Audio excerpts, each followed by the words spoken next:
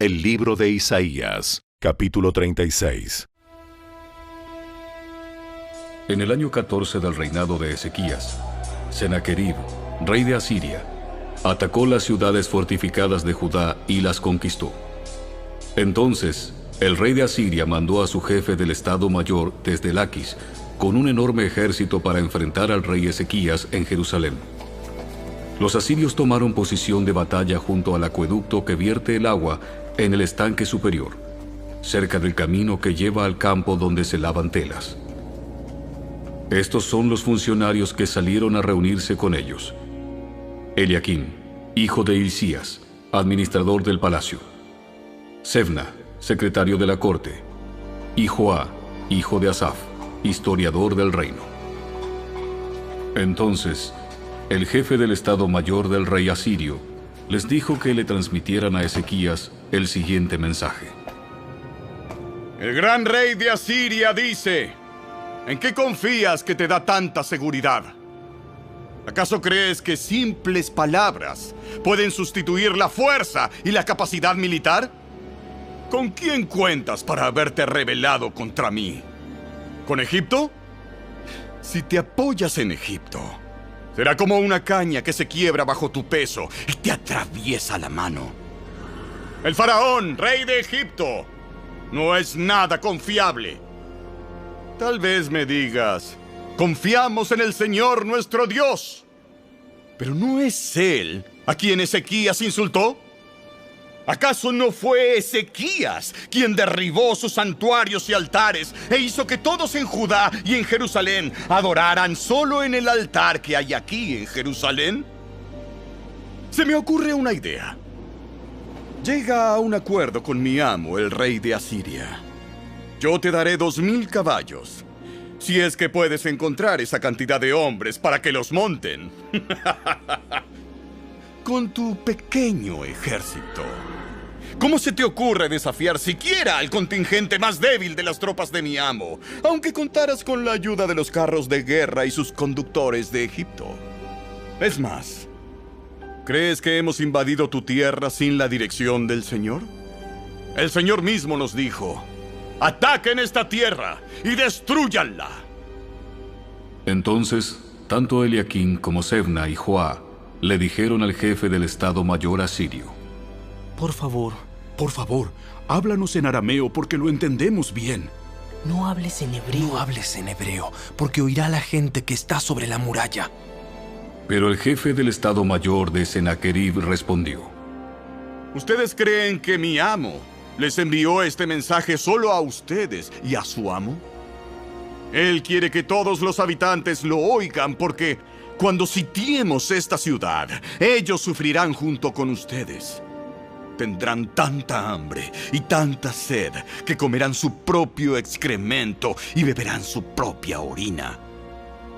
Después, el jefe del Estado Mayor se puso de pie y le gritó en hebreo a la gente que estaba sobre la muralla: Escuchen este mensaje del gran rey de Asiria.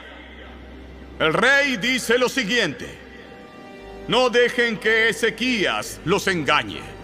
Él jamás podrá librarlos. No permitan que los haga confiar en el Señor diciéndoles: con toda seguridad el Señor nos librará. Esta ciudad nunca caerá en manos del rey asirio. No escuchen a Ezequías. El rey de Asiria les ofrece estas condiciones: hagan las paces conmigo, abran las puertas y salgan. Entonces cada uno de ustedes podrá seguir comiendo de su propia vid y de su propia higuera y bebiendo de su propio pozo. Me encargaré de llevarlos a otra tierra como esta, una tierra de grano y vino nuevo, de pan y viñedos. No dejen que Ezequías los engañe al decir: el Señor nos librará. ¿Acaso los dioses de cualquier otra nación alguna vez han salvado a su pueblo del rey de Asiria? ¿Qué le sucedió a los dioses de Hamat y de Arfad? ¿Y qué me dicen de los dioses de Sefarvaim? ¿Algún dios libró a Samaria de mi poder? ¿Cuál de los dioses de alguna nación ha podido salvar alguna vez a su pueblo de mi poder? ¿qué les hace pensar entonces que el Señor puede librar a Jerusalén de mis manos? El pueblo se quedó en silencio y no dijo ni una palabra, porque Ezequías le había ordenado: no le responda. Entonces Eliaquim, hijo de Hilcías, administrador del palacio, Sebna, secretario de la corte, y Joá, hijo de Asaf, historiador del reino, regresaron a donde estaba Ezequías. Desesperados, rasgaron su ropa, entraron para ver al rey y le contaron lo que había dicho el jefe del Estado Mayor asirio.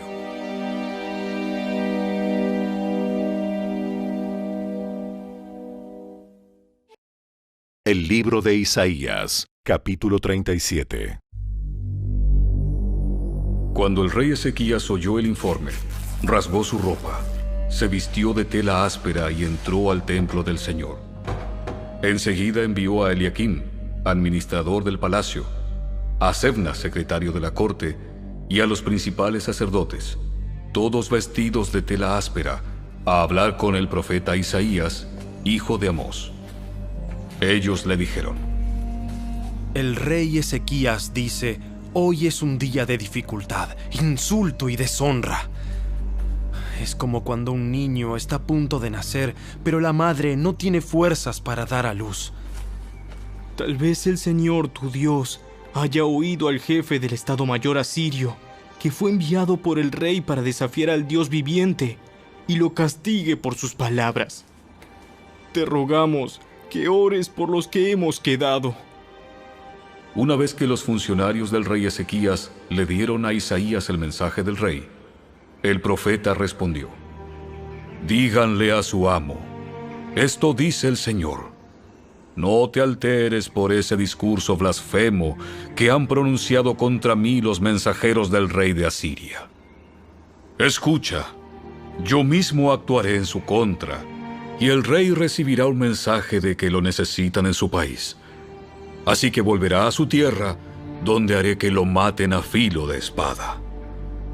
Mientras tanto, el jefe del Estado Mayor asirio partió de Jerusalén para consultar al rey de Asiria, quien había salido de Laquis y estaba atacando a Libna.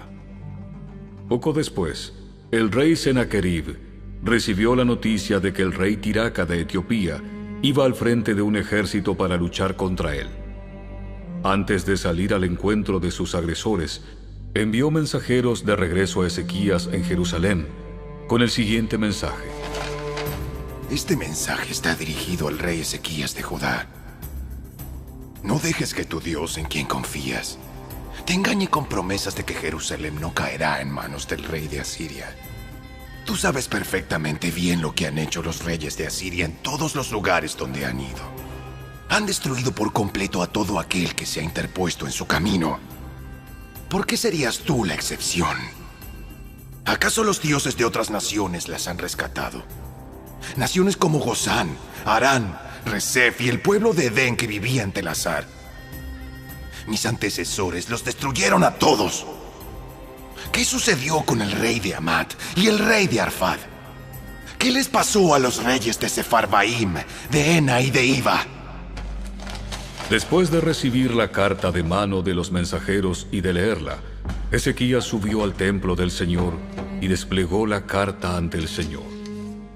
En presencia del Señor, el rey hizo la siguiente oración: Oh Señor de los ejércitos celestiales, Dios de Israel, tú estás entronizado entre los poderosos querubines.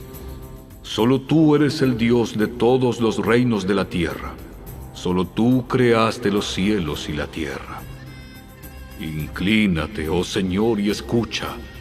Abre tus ojos, oh Señor, y mira. Escucha las palabras desafiantes de Senaquerib contra el Dios viviente. Es cierto, Señor, que los reyes de Asiria han destruido a todas esas naciones. Han arrojado al fuego los dioses de esas naciones y los han quemado. Por supuesto que los asirios pudieron destruirlos, pues no eran dioses en absoluto. Eran solo ídolos de madera y de piedra, formados por manos humanas. Ahora, Oh Señor nuestro Dios, rescátanos de su poder.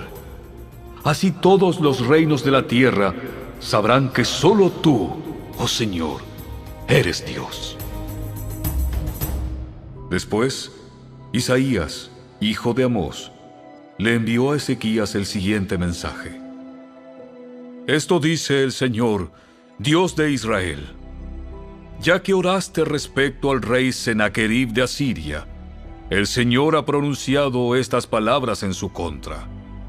La hija virgen de Sión te desprecia y se ríe de ti. La hija de Jerusalén menea la cabeza con desdén mientras tú huyes. ¿A quién has estado desafiando y ridiculizando? ¿Contra quién levantaste la voz? ¿A quién miraste con ojos tan arrogantes? Fue al Santo de Israel.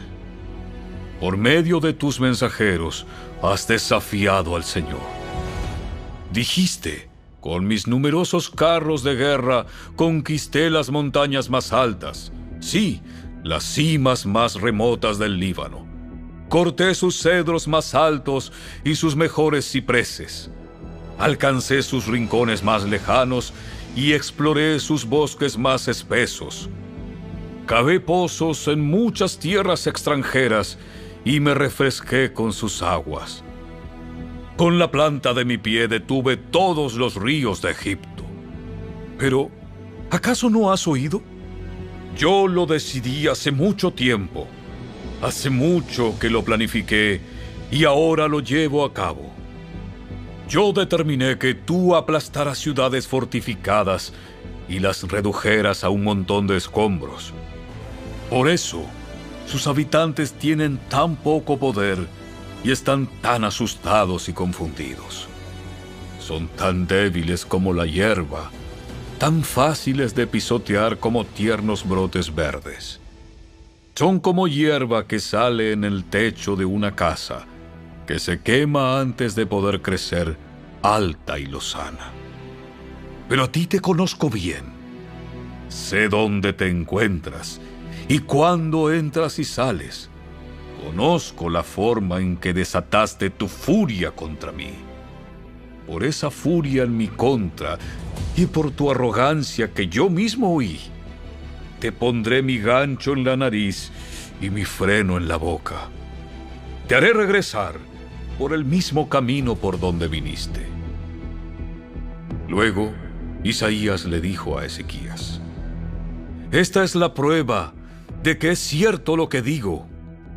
Este año, ustedes solo comerán lo que crezca por sí mismo, y el año próximo comerán lo que de eso brote.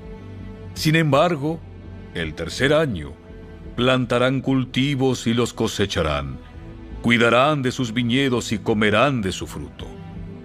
Y ustedes, los que quedan en Judá, los que han escapado de los estragos del ataque, echarán raíces en su propio suelo, crecerán y prosperarán.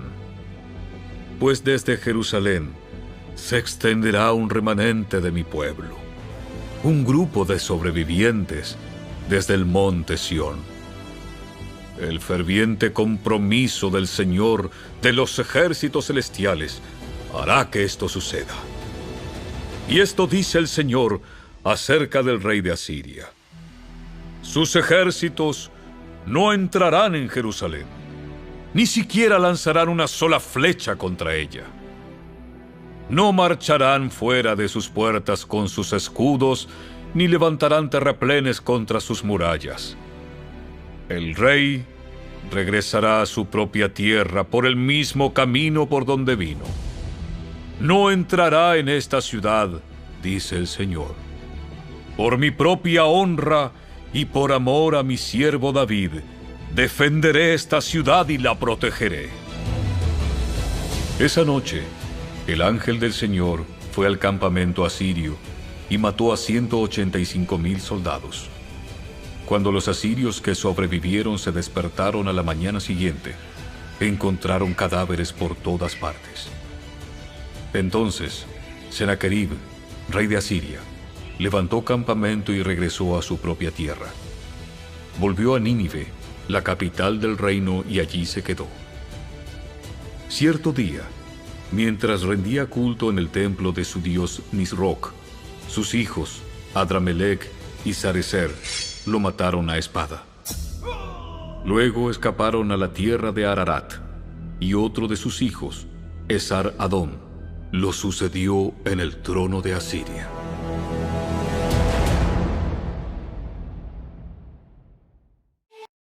El libro de Isaías, capítulo 38. Por ese tiempo, Ezequías se enfermó gravemente, y el profeta Isaías, hijo de Amós, fue a visitarlo. Le dio al rey el siguiente mensaje. Esto dice el Señor: pon tus asuntos en orden, porque vas a morir. No te recuperarás de esta enfermedad.